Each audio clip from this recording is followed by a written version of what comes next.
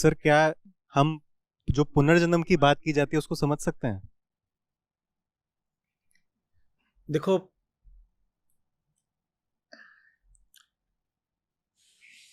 पुनर्जन्म तो ठीक है,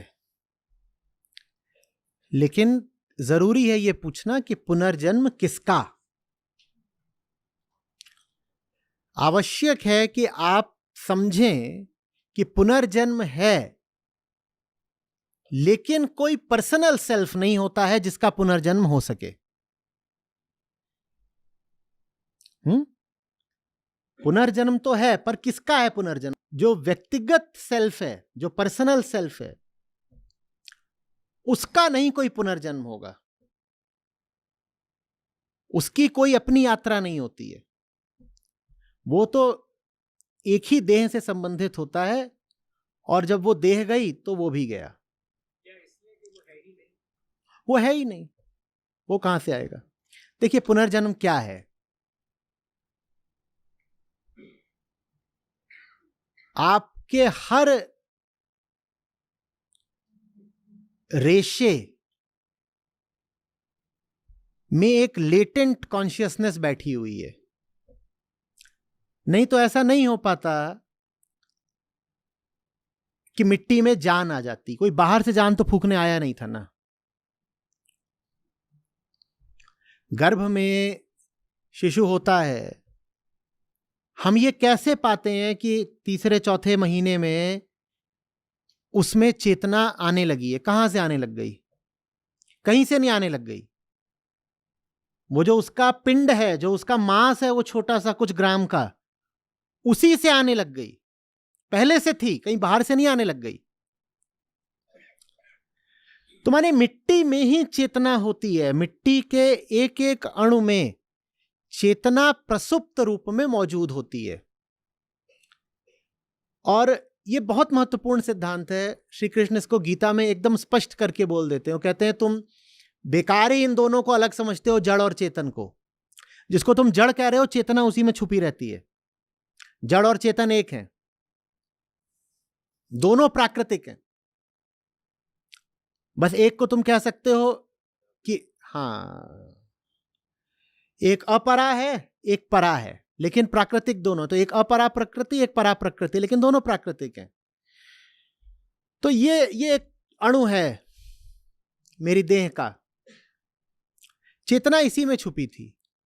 गर्भ में अनुकूल स्थितियां बनती हैं बस, तो वो जो चेतना है वो प्रकट हो जाती है। पर वो चेतना अपने आप में शरीर से भिन्न नहीं होती है। वो शरीर से ही तो उठी है। वो उन्हीं अणुओं की देन है। वो उन्हीं अणुओं की देन है। तो शरीर में कैसे प्रकट होती है? अणुओं में प्रकट क्यों नहीं रहती? वो बात बस एक ऑर्गेनाइजेशन, आयोजन, व्यवस्था की है। ठीक वैसे जैसे जो ना, ज्यों तिलमाही तेल है, ज्यों चकमक में आग। होती तो है, पर क्या हमेशा प्रकट होती है? ज्यों बीज में वृक्ष है, होता तो है, पर क्या हमेशा प्रकट होता है? उसको प्रकट होने के लिए क्या चाहिए? अनुकूल। तो मां के गर्भ में इन सब अणुओं को अनुकूल स्थिति मिलती है, जिसमें उनकी सोई हुई चेतना जागृत हो जाती है। और फिर जब वो बच्चा पैदा हो जाता है, जैसे जैसे बड़ा होता जाता है, वैसे वैसे ये जो प्राकृतिक स्थितियां, ये भी उसको अनुकूल ही लगती हैं। ये अनुकूल ना हो तो भी नहीं हो सकता। तापमान 80 डिग्री रहे, कौन सा बच्चा बड़ा होने वाला है? गुरुत्वाकर्षण जितना है, इसका 6 गुना रहे, कौन सा बच्चा बड़ा होने वाला है? ठीक है ना? तो जैसे गर्भ बड़ा करता है बच्चे को, वैसे ही आप ये जो पूरा प्राकृतिक जीवन है, इसको भी एक गर्भ ही मानिए, जिसमें वो बच्चा और बड़ा होता जाता है। वो जो उसकी चेतना थी, लेकिन वो थी किसकी? जो उसमें चेतना वो किसकी है? वो वही सब अणुओं की है। तो मृत्यु में क्या हो रहा है? मृत्यु में बस ये हो रहा है कि जो ऑर्गेनाइजेशन था वो बिखर गया, और एक एक अणु को उसकी चेतना वापस लौट गई। कहीं चली नहीं गई, कहीं चली नहीं गई।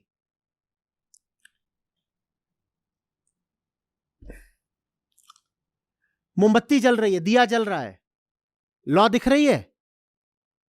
लॉ दिख रही है, फूंक मारी, लॉ कहां गई? लॉ कहां गई? उड़ गई? अब किसी और दिए में जाके बैठेगी? वो लॉ कहां गई? वो बाती में वापस लौट गई है भाई। दोबारा अनुकूल स्थिति दोगे, वो दोबारा प्रकट हो जाएगी। और बाती में और तेल में लॉ की संभावना हमेशा रहती है। स्थितियां अनुकूल नहीं मिलती तो प्रकट नहीं होती। लेकिन इसका मतलब यह नहीं है कि कोई लॉ किसी बाती की व्यक्तिगत संपत्ति है। वो जो एक लॉ थी उसको आप एक व्यक्ति मान के ये नहीं कह सकते कि इस व्यक्ति का पुनर्जन्म होगा। तो पुनर्जन्म होता है पर व्यक्तिगत पुनर्जन्म नहीं होता। यह अंतर समझना बहुत जरूरी है। Reincarnation without the personal self. Reincarnation होता है पर किसका होता है? अहम वृत्ति का होता है। उसको मैं ऐसे भी कह देता हूं कि प्रकृति को एक अगर तुम समुद्र मानो तो समुद्र लहरें लेता रहता है, लहरों का पुनर्जन्म हो रहा है। पर जो एक विशिष्ट लहर है वो एक बार उठ के गिरी तो दोबारा लौट कर नहीं आती। लेकिन लहर बनने की संभावना और चाहत भी कह लो, चाहत समुद्र की एक एक बूंद में है। समुद्र की एक एक बूंद कभी ना कभी लहर बनती है, फिर गिरती है, फिर लहर बनती है, पुनर्जन्म है। लेकिन आप ये नहीं कह पाओगे फलानी लहर है उसका नाम था मोती, और वही लहर गिरी और फिर वो 6 साल बाद कहीं और पैदा हो गई है धोती नाम से। ऐसे नहीं होता। हमने जो पूरा, चूंकि हम आत्मज्ञान से कोई संबंध नहीं रखते तो इसीलिए पुनर्जन्म की भी जो बात है वो हमने बड़ी विकृत कर डाली। हम ऐसे ही करते हैं पुनर्जन्म की बात कि अटलांटिक ओशन में एक था मोती और मोती की हो गई मौत, लहर उठी गिर गई, और उसके 40 साल बाद फिर प्रशांत महासागर में उठा धोती। ऐसे ही तो होता है पुनर्जन्म ना, कि फलाना मरा था फिर इतने साल बाद कहीं और पैदा हो गया। ऐसे नहीं होता, ऐसे नहीं होता। पुनर्जन्म तो है ही है, क्योंकि प्रकृति का अर्थ ही है पुनर्चक्रण। पुनर्चक्रण ही पुनर्जन्म है। वहां तो साइकिल ही तो चल रहा है, वही तो पुनर्जन्म है। तो पुनर्जन्म तो निश्चित रूप से है, आपका नहीं है। आपका होता तो संत बार बार नहीं बोलते कि ये जो जन्म मिला है इसकी कीमत कर लो, समय मत खराब करो। संत तो फिर बोलते ना कि समय की कोई कमी नहीं है। फिर काहे को कहते काल करे सो आज कर। अगर पुनर्जन्म है तो काल करे आज कर क्या? कुछ नहीं, अगले जन्म कर। तो हमने जो पुनर्जन्म के सिद्धांत में विकृति करी है उसकी वजह है हमारा अज्ञान और मौत का डर।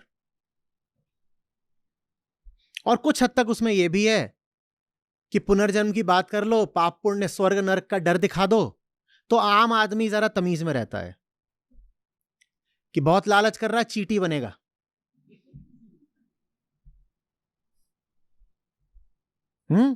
दूसरे का चुरा के खा रहा, कौवा बनेगा।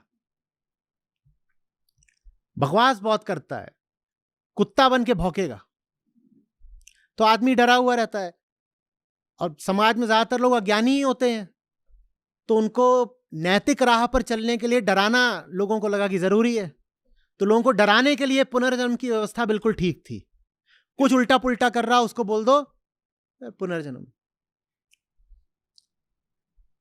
इसी तरीके से जिनको धोखे में रखना हो उनके लिए पुनर्जन्म की व्यवस्था ठीक थी। अब वेदांत तो आपको बोलता है अपने कष्ट का कारण सिर्फ आप हो और कोई नहीं हो सकता आपके कष्ट का कारण। लेकिन इस बात को स्वीकार करने का कलेजा सब में नहीं होता कि आदमी माने कि अगर मैं दुखी हूं तो मेरा दुख मैं स्वयं हूं। तो बहुत दुखी घूम रहे हैं, उनको फिर बोल दिया जाता था तुम दुखी इसलिए हो क्योंकि पिछले जन्म में तुमने वो ऋषि को पत्थर मार दिया था। तो कहता चलो ठीक है, मेरी गलती नहीं है, पिछले जन्म में कुछ हुआ था, चुप ठीक है। या तुम्हें किसी को सता के रखना है, परेशान करके रखना है, वो पूछ रहा है कि मेरे साथ अन्याय क्यों हो रहा है, तो तुमने उसको बोल दिया नहीं तेरे साथ अन्याय नहीं हो रहा, पिछले जन्म में तूने मेरे पैसे लिए थे, तू उसका भुगतान कर रहा है। मैं तुझे लूट नहीं रहा, मैं बस हिसाब बराबर कर रहा हूं। मैं अभी तुझसे जो पैसे ले रहा हूं वो वास्तव में वो पैसे हैं जो तूने मुझसे लिए थे पिछले किसी जन्म में, और उसको मैं ब्याज समेत अब वापस ले रहा हूं। तो मैं अन्याय थोड़ी कर रहा हूं। तो इस तरह की चकरगिन्नी चलाने के लिए हमने पुनर्जन्म की पूरी बात को ही एकदम विकृत कर डाला। तो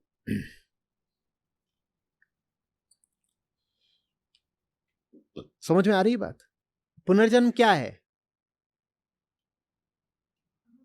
हाँ, यही सब पुनर्जन्म आपका लगातार चल रहा है। आप जो अंदरूनी तौर पर लगातार कुछ और होकर भटक रहे हो, वही पुनर्जन्म है। हाँ, हाँ, अहम की जो बदनीयती है वो कभी उसे एक मुखौटा पहनाती है, कभी दूसरा। इसको वो बोल देता है मैं पुनर्जन्म ले रहा हूं। वो पुनर्जन्म नहीं है वास्तव में उसका। पुनर्जन्म शब्द में भी अगर आप जाएंगे गहराई से तो काहे का जन्म? तुमने जो पिछले अपनी पारी में गलतियां करी थी वही गलतियां तुम इस पारी में भी कर रहे हो, तो पुनर्जन्म हुआ कहां? नया जन्म तो तब माने ना जब एक ताजी शुरुआत हो। ताजी शुरुआत तो कभी करते नहीं, तो पुनर्जन्म थोड़ी है। पुनर्चक्रण मात्र, रिसाइकलिंग है, रीबर्थ तो नहीं दिख रही। रीबर्थ का मौका सिर्फ तब है, वास्तविक पुनर्जन्म तब है जब ये आई का साइकिल ही खत्म हो जाए। तब उसको आप कहेंगे ये पुनर्जन्म हुआ। उसके लिए और ज्यादा सटीक शब्द है कि अब जन्म हुआ। उसको आप दोनों तरह से कह सकते हो। भी कह सकते हो कि जन्म मृत्यु के पार निकल गए, या ऐसे भी कह सकते हो कि अब पहली बार जन्म लिया है। अभी तक तो क्या था? साधो रे मुर्दों का गांव। जब मुर्दों का गांव है तो पुनर्जन्म कहां हो रहा है बाबा? जब गांव ही मुर्दों का है तो जन्म तो मन सब मुर्दे ही है, तो जन्म कहां है? तो जब बोध होता है तब पहली बार जन्म होता है। हां, जब बोध होता है तो पहली बार जन्म होता है।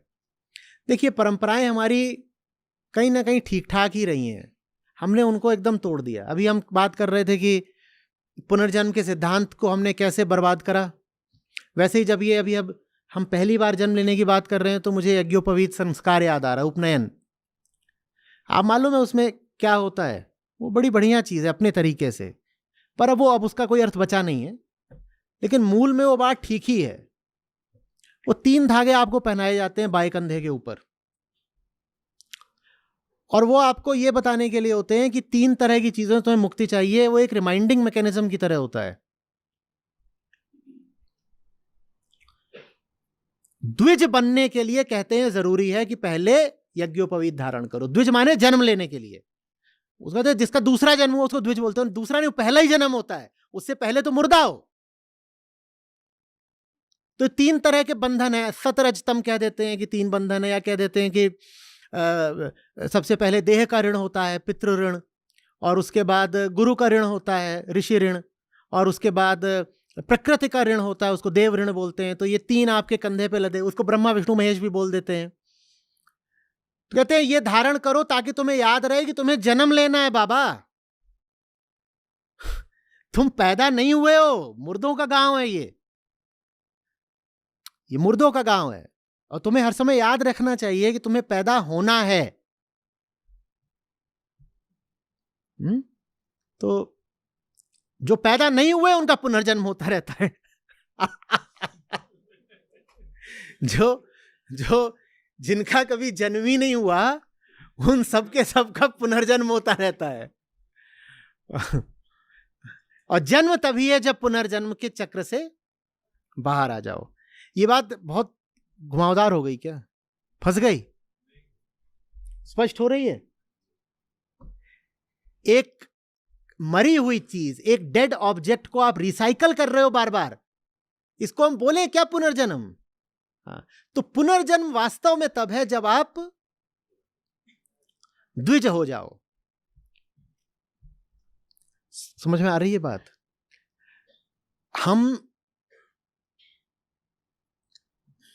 हम एकदम मैकेनिकल लोग होते हैं। एक भीतरी व्यवस्था है जिसको आप त्रिगुणात्मक बोल लीजिए, वो हर तरीके से हमको नचाती है। वो व्यवस्था ही व्यवस्था है, हम नहीं है कहीं, मात्र वो व्यवस्था है। हम नहीं है कहीं, इतनी हमारी खराब हालत है। नींद लगी तो, भूख लगी तो, भीतर से और कोई रासायनिक क्रिया हुई तो उसके हिसाब से काम कर लिया। किसी ने आके 10 बातें सुना दी जब छोटे थे, जीवन भर उन्हीं बातों पे यकीन किया। ऐसा हमारा कार्यक्रम है और इसीलिए ये मुर्दा कार्यक्रम है। कोई पूछे पुनर्जन्म होता है क्या, कहे पहला जन्म हुआ तेरा, अरे अगला जन्म कब होगा, तू पहले अभी तो पैदा हो ले मुर्दे, अभी पैदा हुआ नहीं, पूछ रहा है अगला जन्म कब होगा। अगला कैसे होगा जब यही वाला नहीं हुआ। नहीं समझ में आ रही बात।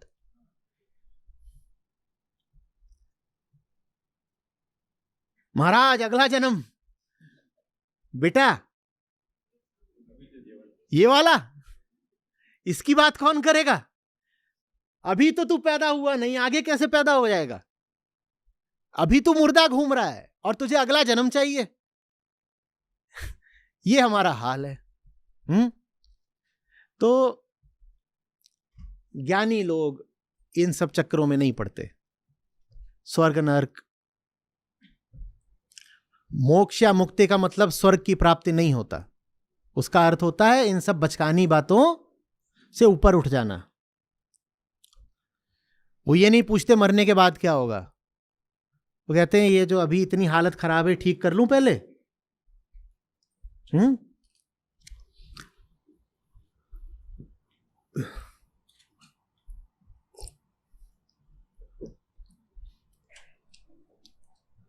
आपसे कभी कोई बात करेगा पुनर्जन्म की, आपको अपने भीतर से कुछ विश्वास उठाए कि आप बात समझ गए हैं, नहीं तो यही होगा कि यहां बैठ करके सर हिला दिया और बाहर जाके फिर फंसेंगे।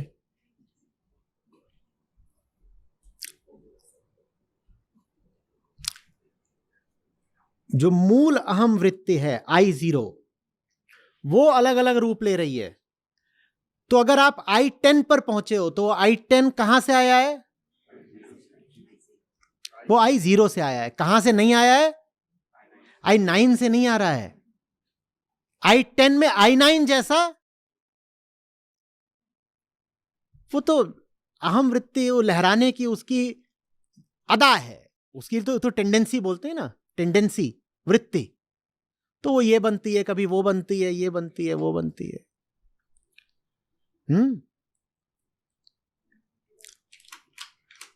कबीर सोया क्या करे, जागे न जपे मुरारी, एक दिन तो है सोवना लंबे पांव पसारी।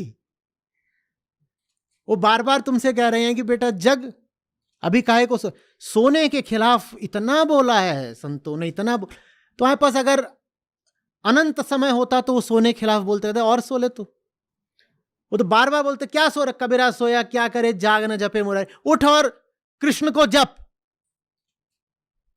उठो उठो, सोने का समय नहीं है। सोने दोनों तरह की नींद, ये वाली नींद भी और ये वाली नींद भी, दोनों ही नींदों के लिए नहीं है तुम्हारे पास समय।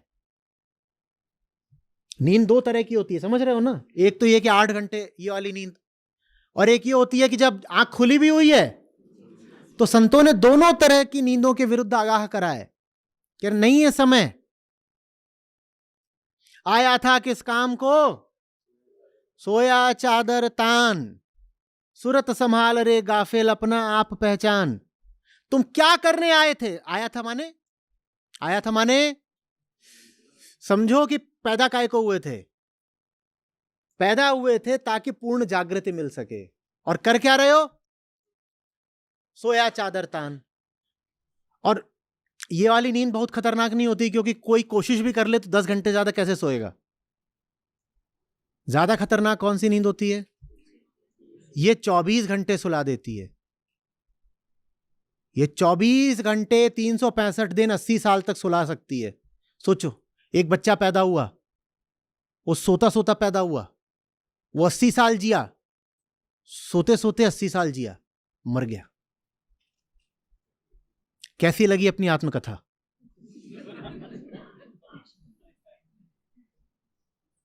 कैसा लगा? हाँ, सपने उसने भरपूर लिए, अपने सपनों में वो जगा हुआ, सपने में उसने सब कुछ करा।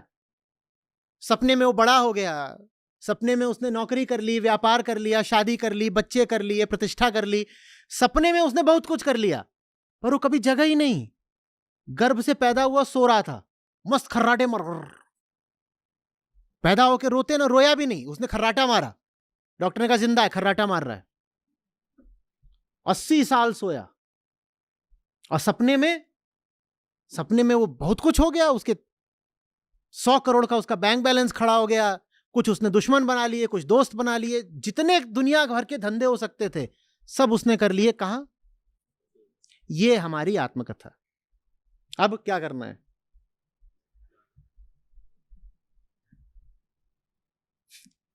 जी,